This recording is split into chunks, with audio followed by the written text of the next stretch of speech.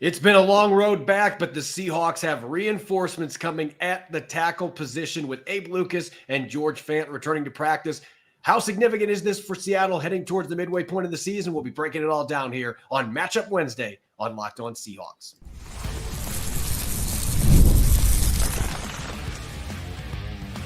You are Locked On Seahawks, your daily Seattle Seahawks podcast, part of the Locked On Podcast Network, your team every day.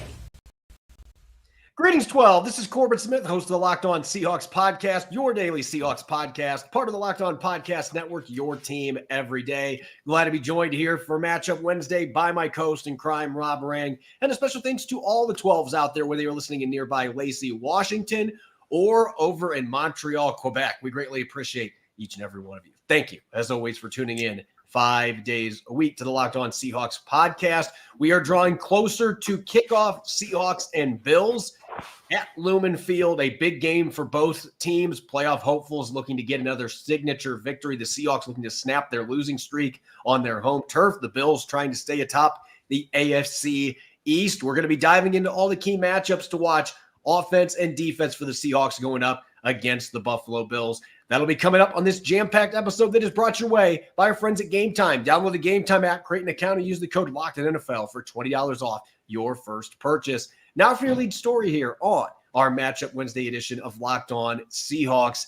It's been a long road back. Some fans even wondering if Abe Lucas was going to play this year, but the former third-round pick from Washington State returned to the practice field today for the Seahawks in limited fashion, as did his fellow tackle George Fant coming off of injured reserve.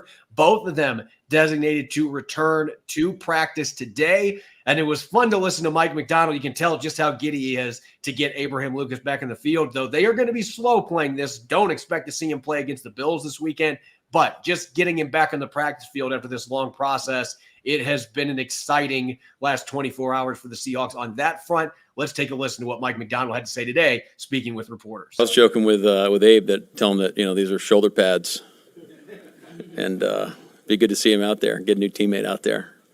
Just you kind of, if you take a step back with Abe, all the stuff that he's been through over the last year, and working his. This guy's been working his tail off now, and it's not easy to kind of be doing your own thing and training and strengthening the leg. This is a long grind back to where we sit today. So I think he deserves a lot of credit for putting himself in this situation to come back at this point in time.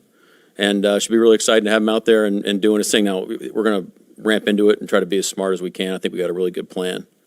So just happy for him and excited to see him out there with the rest of the guys. And then George, obviously when you get guys back ready to practice, it'll be great to have him back as well.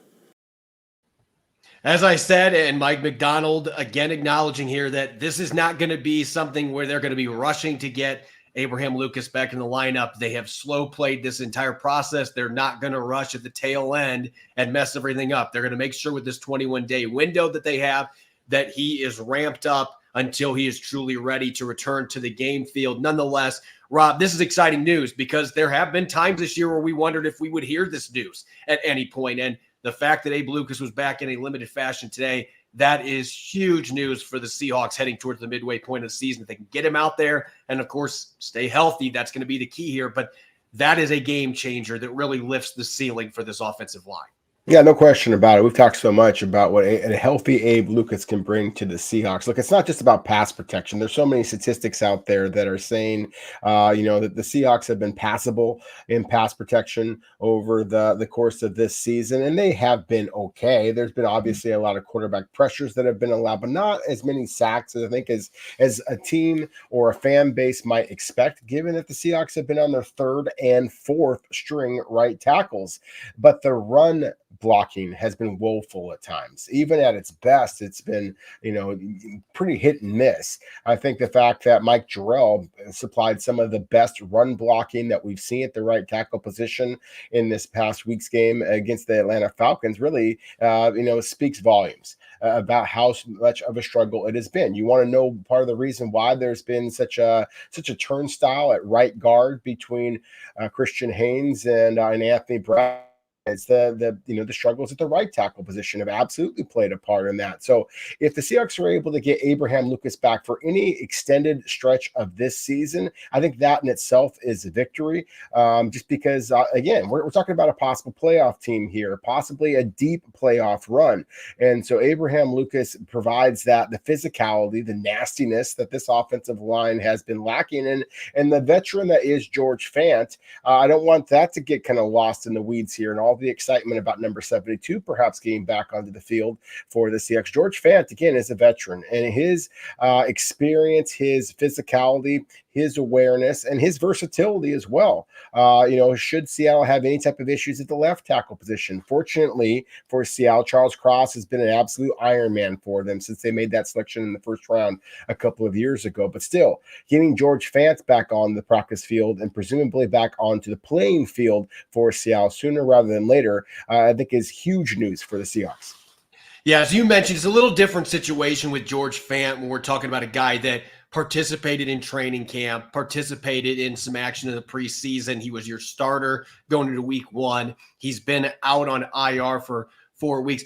My understanding was that was an injury. They thought they might have been able to get him back in 2 or 3 games, but they didn't want to have that roster spot be consumed with the prospect that he might need a little bit more time. So they were careful there, but he hasn't had that long road back that Abraham Lucas has had, and Lucas didn't have any offseason program or training camp or anything. So you have to be cautious with Lucas coming back, and you got to make sure that you've got him fully ramped up, ready to go. So I do think George Fant is going to have an opportunity potentially to be active this weekend against the Buffalo Bills. Of course, it's going to depend on the way that he looks out there, how his knee feels during the practice week. If he gets to full participation by the end of the week, then I would think the Seahawks are going to make a move there. Now, they're going to have to cut somebody or put somebody else on injured reserve in order to be able to make that move if Fant is going to be activated. So that is something to keep in mind. But I would think against Buffalo, and we'll talk about this later in the show, against Buffalo's edge rushers, they've got some pretty solid edge rushers. I would think that if George Fant is healthy enough to play, and this is not a shot at Mike Jarrell, there's confidence in the building in him. But if George Fant is available, you're going to want to play George Fant against the AFC East frontrunners right now. You're going to want to make sure you have an experienced tackle out there that can deal with Greg Rousseau and company in this game. So I think he's got a chance to come back. Abe Lucas, I'm not expecting he's activated until the very tail end of this 21-day window. I think they're going to exhaust that entire time to make sure that they get him enough practice time and make sure that he's ready to play. Maybe 2 weeks. That would be the most optimistic, but I think they're going to exhaust that. George Fant has a much better chance to play this week. On the flip side, there might be a little more urgency to get George Fant activated from a numbers perspective because Stone Forsythe today landing on injured reserve with his hand injury. So you've got 2 tackles coming back to practice. Now you've got one that's out for the next 4 weeks. And right now that would mean you've got Charles Cross, you've got Mike Jarrell, and then who's backing him up? Jason Peters could come up the practice squad and be an elevation this week if they need to go that route. But that does put a little bit more urgency to maybe getting George Fant at least activated as a backup for this game if you think Mike Jarrell can handle a second straight start. This is a significant loss from a depth perspective. If you get Lucas back soon and then obviously George Fant comes back, then you're going to be fine with the guys you have, especially with the way Mike Jarrell played this past weekend. But still, this is still a guy that has started 5 games for you. You're hoping he can get George Fant back quickly from a depth perspective because things are getting pretty thin at that tackle spot. No, they really are. And again, you're going up against a squad in the Buffalo Bills that are about halfway, in the top 10 when it comes to sacks, 19th, 19 sacks so far this season. And, with all the due respect to what Mike Jarrell was able to pull off in Atlanta, the Falcons only entered that game with 5 sacks. And the 1 sack that they were able to get was through Mike Jarrell. And so, again, you feel good about what Mike Jarrell was able to provide the Seahawks at the right tackle position, but also this is a much more formidable Buffalo Bills defensive line. And I think that one that the Seahawks have a great deal of respect for. And so, again, if you're able to get George Fant back onto the field for you, or at least have him prepared to play should the Seahawks start Jarrell and then have Fant waiting in the wings. Otherwise, as you said, Corbin, you have very little depth behind your 2 starting offensive tackles. Again, that's going to be a huge area of concern for a club that still, even after this week, of course, they've got another game before they get to their bye. They do have some time to get themselves healthy, but they are right now very much needing to get these tackles, Abraham, Lucas, and George Fant back onto the football as soon as possible. When we come back, we've got matchups to dive into. We're going to be starting off with the Seahawks on offense against the Bills on defense. Don't go away. You're listening to Matchup Wednesday here on the Locked On Seahawks podcast.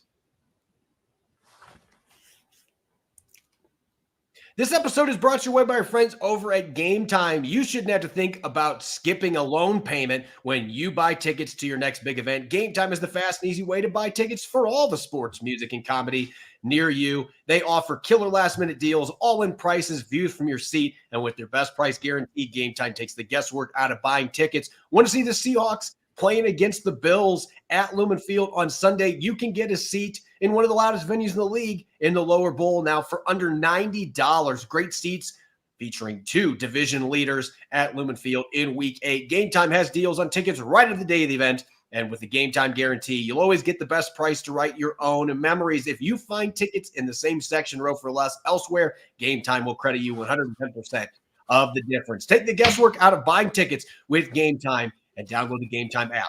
Create an account and use the code LOCKEDON for $20 off your first purchase. Terms apply. Again, create an account and redeem the code LOCKEDON for $20 off. Download Game Time today. What time is it? It's game time.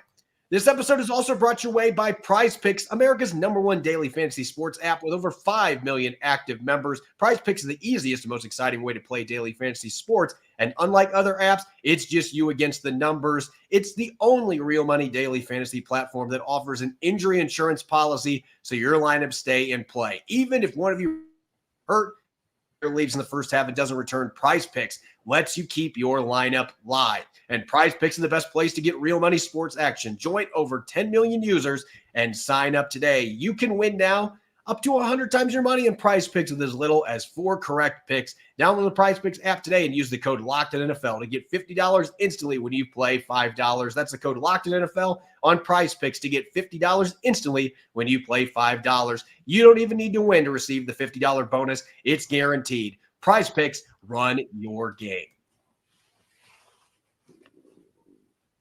Welcome back to Matchup Wednesday here on the Locked On Seahawks podcast. This is your host, Corbin Smith. Glad to be joined, as always, by my co-host in crime, Rob Rang, and a special thanks to each and every one of the 12s out there. Thanks, as always, for tuning in and making Locked On Seahawks 5 days a week. We greatly appreciate it. The Seahawks will be looking to start a winning streak. They had a 3-game winning streak beginning of the season, then lost 3 in a row. They get back in the win column with a huge win in Atlanta last Sunday. Now the Buffalo Bills with a 5-2 record leading the AFC East. Josh Allen and company coming out to the Pacific Northwest. Let's dive into some of the key matchups heading into this rare matchup between the Seahawks and Bills in the Pacific Northwest. And let's start on the offensive side of the football. Now, Rob, normally we're all about specifics. We try to outline specific matchups, like, for example, left tackle going up against certain pass rushers. Well, this is one of those games where it feels like it is truly a sum of parts opponent that you're playing. The Bills don't necessarily have a superstar on their defensive line, but they have a lot of really good players. And the Seahawks offensive line, you're still not going to have Abe Lucas at right tackle. Maybe you have George Fant. Maybe it's Mike Jarrell. You've got Anthony Bradford and Christian Haynes. Nobody has won that starting job outright to get every snap yet. So there's still questions on that offensive line, and you're going up against a Bills front that is much more formidable than the Falcons one that you faced this past weekend in Atlanta. So there's a lot of pressure on this O-line to try to get the job done, albeit against a defensive line that has been gashed at times against the run. There are some powerful pass rushers in this group, including Ed Oliver in the middle. Yeah, Ed Oliver in the middle, Daquan Jones, defensive tackle as well, as a quality veteran. On the outside, you have A.J. Epinesa, who leads the team currently with 4 sacks. Gregory Rousseau, however, is the defensive end that I'm going to kind of start the conversation off with, because primarily he has been playing that left defensive end role.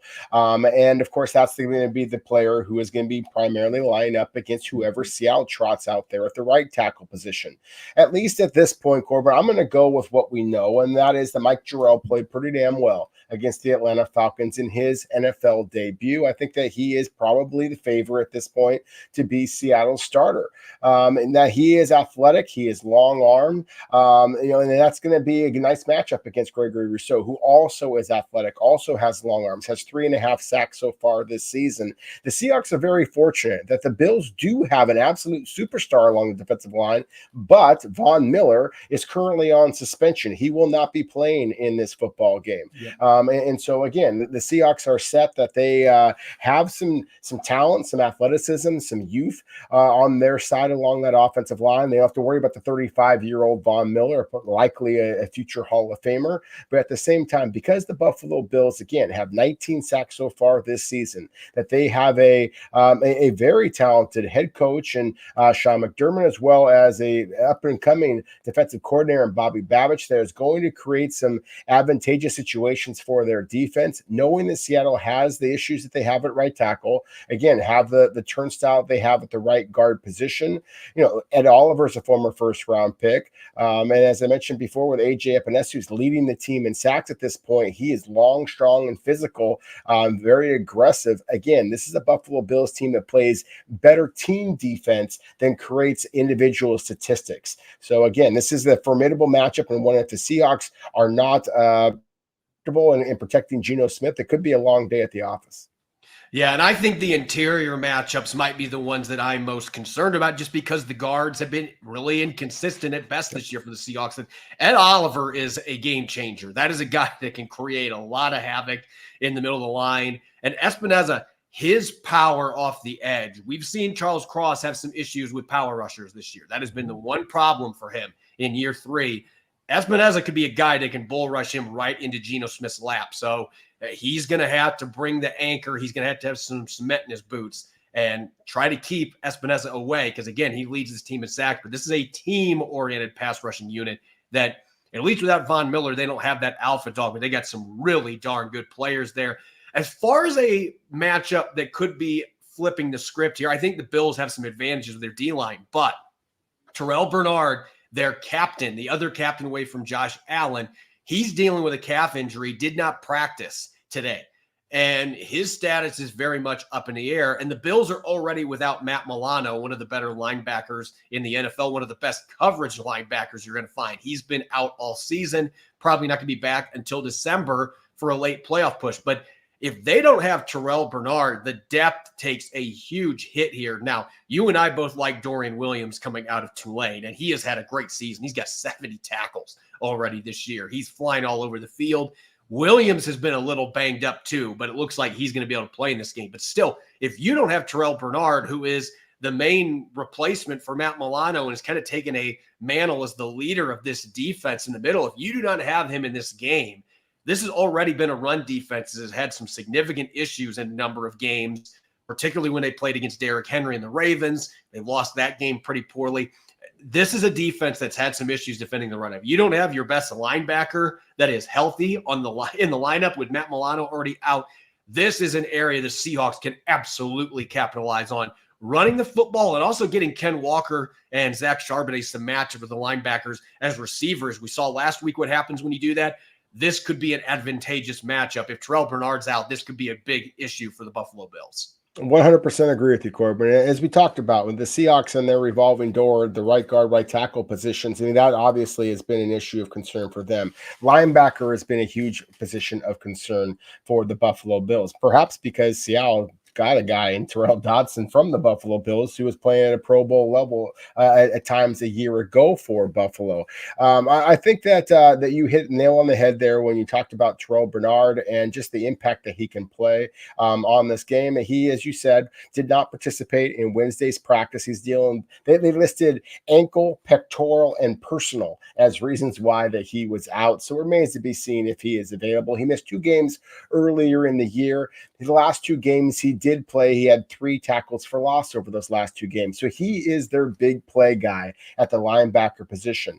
Dorian Williams, as you said, has been having a phenomenal season. 70 overall tackles. That's 5th in the NFL. So again, he is a guy that can just be a very reliable open field tackler. That said, 70 is a key number for him because that's percentage of completion rate that he is giving up so far. So, as you said, I would not be surprised at all if the Seahawks really target their running backs, whether it be Kenneth Walker III, whether it be Zach Charbonnet. Hell, it could be Kenny McIntosh. I think that the Seahawks are going to use their running backs to try to get the Buffalo linebackers back on their heels rather than coming up to support the run. And so that is something that, again, we've seen the Seahawks do in the past. Kenneth Walker III he's been targeted 8 times each of the last 2 home games. Against the 49ers and against the Giants. I would not be surprised at all if he gets very similar targets in the passing game. And so, I don't know, maybe make that a prize picks selection there. Pick how many times you think that Ken Walker III is going to get receptions in this football game. I certainly would be betting the over on that one. Yeah, I think that is an advantageous matchup for the Seahawks. Even if Bernard plays and he's not 100%, that could be a position that becomes the rat position, so to speak, where you're trying to pick some matchups that you think you can exploit. Another area that I think the Seahawks can have some success in this game, and this is, to me, a key matchup in part because we don't know if DK Metcalf is playing in this football game with the MCL sprain, the grade 1 sprain, not expected to practice on Thursday, did not practice Wednesday. Friday is when we'll get to see whether he's going to test things out, whether he's going to try to play this weekend. But whether he's available or not, Buffalo is 6th in the NFL in terms of most receptions given up to tight ends. They have had some issues. Now, only 1 touchdown, so they haven't given up plays in the end zone. But this is a football team that has given up a lot of receptions to tight ends. Noah Fant, the last 4 or 5 games, we're seeing him take on a bigger role in this offense. And if DK Metcalf's not out there, I think Fant is going to be funneled to football even more. I like this matchup. As we've talked about, Taylor Rapp is a really good football player. But Taylor Rapp ran a 4.7 coming out of Washington. This is not a guy that is going to blow you away with his athleticism.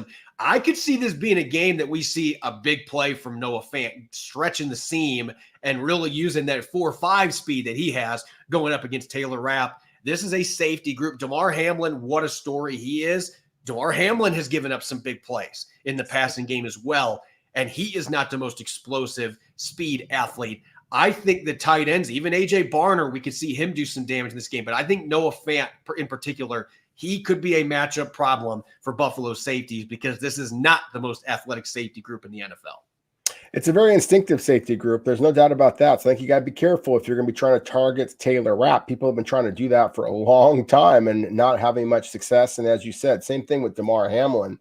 The inspirational story aside, he's a good physical football player as well. But I agree with you. I do think that Noah Fant is going to be kind of a hidden factor in this football game. Look, Noah Fant has been having one of the most efficient seasons of any tight end in all of the NFL. And I think that might surprise some folks.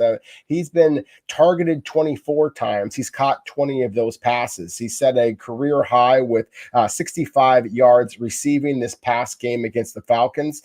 He had a season high, a career high, a season high, 65 receiving yards against the Falcons this past week, a season high 6 receptions the week before against the 49ers. So clearly he and Geno Smith are starting to absolutely click. And again, I think that the matchup just is going to force Geno Smith to look for Noah Fant and the rest of Seattle's tight ends a lot in this football game. Now, you mentioned that Buffalo has only given up 1 touchdown to a tight end. The Seahawks have only had 1 touchdown to a tight end. That was to the rookie A.J. Barner. Would not be surprised at all here if this is the game where Noah Fant gets in the end zone himself.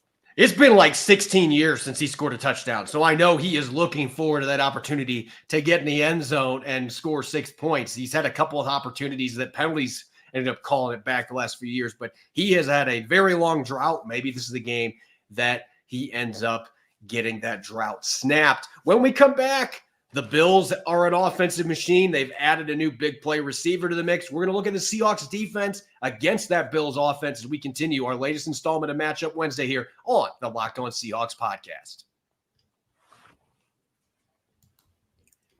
Hey, NFL fans, you can start the season with a big return on FanDuel, America's #1 sports book. When you get that hunch in the middle of the game, you can check out the latest stats. You can view live play-by-play from across the league, and so much more on the same page where you place your bets. You'll get started with $200 in bonus bets guaranteed when you place your first $5 bet. You can bet on everything from Ken Walker III scoring a rushing touchdown against the Bills, or Amari Cooper being the first player with a 30-plus yard reception, or you can bet on the Seahawks covering a 3-point spread as home underdogs. Just throw in a $5 bet and you'll get $200 in bonus bets. Just visit FanDuel.com today and download America's #1 sportsbook. Welcome back to Matchup Wednesday here on the Locked On Seahawks podcast. I'm your host, Corbin Smith. Glad to be joined, as always, by my co-host in crime, Rob Rang. And a special thanks to all the 12s out there. Thanks for tuning in and making Locked On Seahawks your first listen 5 days a week. We greatly appreciate it. Let's continue diving into the key matchups. We get Seahawks hosting the first place Buffalo Bills, coming from the AFC East at Lumen Field. The first time that Josh Allen has made the trip to play in the Pacific Northwest. Let's dive into the key matchups. I know that there is one in particular that you and I are both really intrigued by, because Seattle's going to have an addition coming in the secondary off the injury list, and Buffalo just added a prime receiver to Josh Allen's disposal, his arsenal in Amari Cooper. It feels like this is going to be one of those must-see matchups here, with Buffalo's revamped receiving core going up against a healthier Seahawks cornerback room. Well, yeah, I think that's going to be a fascinating matchup. Just the fact that you have Amari Cooper now as a member of the Buffalo Bills, and you want to see the way that Tariq Woolen is, as Mike McDonald said, Tariq Woolen returned to practice today, Wednesday. And so all expectations are that Tariq Woolen is going to be basically matched up against Amari Cooper, or at least a lot of the time. Perhaps it's going to be, either Josh Jobe or Nehemiah Pritchett on the outside. I do think that the Seahawks are likely to move Devin Witherspoon back inside. And it's because, look, I have a great deal of respect for Amari Cooper, but still, he's only been playing with Josh Allen for a week now. To me, the more dynamic wide receiver that you have to focus in on is actually the slot receiver from, Boise State, a guy that you are very familiar with as well, of course, Corbin, and that's Khalil Shakir. And this is a young man who not only leads the Buffalo Bills in receptions, but receiving yards. He's tied for touchdowns. He leads the team in first downs. And I mentioned before Noah Fant's efficiency. How about this efficiency from Khalil Shakir? 28 targets, 27 receptions. I mean, my goodness, that is about as good as you're ever going to see in the NFL. So he is that security blanket that Josh Allen has leaned on so far this season. And I just see a guy who is as slippery as it gets as a route runner. Reminds me a lot of former Seahawks star slot receiver Bobby Ingram. And I remember going and watching Shakir play the Senior Bowl, where I saw him catch 4 touchdowns in one practice, just because of how quick he is in the red zone. So to me, that is where you want a player like a Devin Witherspoon to be possibly matching up against this security blanket for the Buffalo Bills. You know that Josh Allen is going to be running the football sometimes, so you'd like to have Devin Witherspoon with his aggression and his reliable open field tackling near the line of scrimmage as well. So again, I do think it's going to be a fascinating matchup with Seattle's cornerbacks. You hope, of course, that Tariq Woolen is back on the field and basically silencing on the outside, whether it be Keon Coleman, the rookie, who prior to Shakir just absolutely exploding here recently, and of course Amari Cooper stepping up, he was the Buffalo Bills' primary big-time target. I do think that Seattle is likely to have Josh Jobe or Nehemiah Pritchett, probably Jobe, on the outside against Keon Coleman, matching up Tariq Woolen against Amari Cooper, and then again, Devin Witherspoon going up against Shakir. Yeah, there's a lot of exciting matchups there, because Buffalo, look, this was an offense that needed an alpha dog. They didn't have it after they traded Stephon Diggs. And Amari Cooper is that guy. And it got lost in the shuffle in Cleveland because Deshaun Watson was playing so poorly, and it just wasn't working out there. But he already looks rejuvenated coming to Buffalo. And why wouldn't you be? You went from a terrible quarterback situation to one of the top 3 QBs in the NFL throwing to you. And Josh Allen's excited about having a reliable, incredible route running target like that in Amari Cooper. You mentioned Josh Allen's rushing ability. That's where we've got to take this next. And look, we got to talk about Ernest Jones here, the newcomer coming in, because look, he's got kind of a built-in advantage here. The last game he played less than 4 days ago was against the Buffalo Bills. And I watched that game, the replay of it, and Ernest Jones and Josh Allen were jawing at each other quite a bit in that game. So I'm looking forward to that conversation continuing just in a different stadium with him wearing a different uniform. But the linebackers, Ernest Jones, Tyrell Dodson against his former team, both those guys, not only are you going to have to be bringing your hard hat to deal with James Cook and Buffalo's running game, you're going to have to deal with Josh Allen as a big part of that. And Allen has 3 rushing touchdowns this year. He is one of the most dynamic rushing quarterbacks in the NFL. He's a different style. This isn't Lamar Jackson where the flash is necessarily there, but he's so darn big to go with his athleticism that it creates a lot of problems when you're trying to tackle this guy. He is a horse to try to bring down. And so Seattle is going to have to worry about that. They might have to play some spy with their linebackers at times in this game. Because of Allen's running ability, you have to have safeguards against that. That falls on your 2 inside linebackers. Like I said, the good news for Ernest Jones is he has played against Josh Allen. He made some good plays in that game against Buffalo this past weekend, and he's game planning for the same opponent, albeit in a different defense. There's going to be some similarities to what he played in Tennessee, but I'm excited to see this matchup and see where Ernest Jones fits. How does he play 4 days after he comes over in a trade going against a team that he played 7 days earlier? It is a very unique storyline. Oh, it really is. And it's an exciting one. I mean, from the Seahawks perspective, I think that, again, the addition of the defensive lineman, Roy Robertson Harris, we saw the impact that he had against the Atlanta Falcons. He was huge in that victory, of his ability to kind of set a firm edge and funnel runners back inside. And one of the reasons why Bijan Robinson, the Atlanta Falcons superstar running back, had as many crazy runs as he did is because he had to turn around and reverse course because, again, Roy Robertson Harris was doing what was setting that edge. I think your Seahawks fans are going to be excited about what they see here with the new linebacker Ernest Jones because he plays that similar type of physicality. I mean, Corbin, we've been talking about this ever since the Legion of Boom. We kind of started to slide downhill. They just have lacked meanness, toughness, grit, physicality. I mean, just the kind of ferocity that used to have the Lumen Field fans just so excited. They're going to get some of that now with Roy Robertson Harris and, again, Ernest Jones. To me, this feels like a team that is getting nastier and more intimidating. And so, again, I really think that this is a match made in heaven in Mike McDonald's defense. And this is an opponent in some ways that is kind of a match made in heaven as well, because you're going to be going up against some pretty dynamic running backs, certainly in James Cook, Ray Davis as well. But then, as you said, with the quarterback, Josh Allen, just so big and physical and strong, he is tied with James Cook with 17 rushing first downs so far this season. They are going to run the ball with the big quarterback. It'll be interesting to see if Seattle's new and improved defense, run defense specifically, is up to the task of being able to slow down this vaunted Buffalo Bills offense. That's going to create a challenge. And then when you look at the tight end position, you and I, we kind of were kicking around a few different ideas. What is the third most important matchup for the Seahawks defense in this game? I think you got to look at the safety spot. And Kobe Bryant, he rose to the challenge dealing with Kyle Pitts and the Falcons passing game last week. Led the team in tackles. He had his first career interception.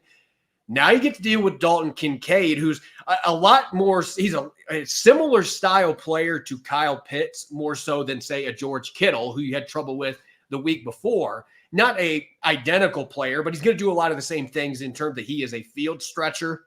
He's a guy that's primarily a big-bodied receiver, more so than a blocker. You also got to deal with Dawson Knox. I mean, they got a couple really good tight ends on this roster. So you're looking at Julian Love and you're looking at Kobe Bryant, maybe Kayvon Wallace as well. Kobe Bryant got the majority of those snaps this past week, and I don't expect that to change. But the safeties, how are they going to stack up against a duo of tight ends? Atlanta, there's a big drop-off from Kyle Pitts to all their other tight ends. You don't have that issue if you're Buffalo. You've got two really good receiving tight ends that can do a lot of damage in the intermediate and can create some plays downfield. Can the safeties deal with that? And that's where the pass rush is going to come into play. But I'm looking at that safety tight end matchup and feeling like this is one that could have the type of difference that really sways who wins this football game. If Buffalo is able to get the ball to their tight ends frequently and they're able to get first down, stretch the field, opens things up for their receivers, it creates some major issues. If Seattle can slow them down, though, that really puts a lot of strain on the rest of Buffalo's offense. It really does. And look, I mean, I was excited to talk about a guy like, in the rookie defensive tackle Byron Murphy II, especially considering how well he played in his return to the field. And I do think that if you can get some interior pressure on Josh Allen, then it's going to create some turnover possibilities. However, I do agree with you. I think that the tight end room for Buffalo is about as strong as any in all of the NFL. I mean, you mentioned Dawson Knox as well as Dalton Kincaid. And Kincaid, by the way, leads the Bills in targets. As I mentioned before, Shakir is actually the guy who leads them in every other conceivable category among pass catchers. But Kincaid has been the guy that Josh Allen looks to feature.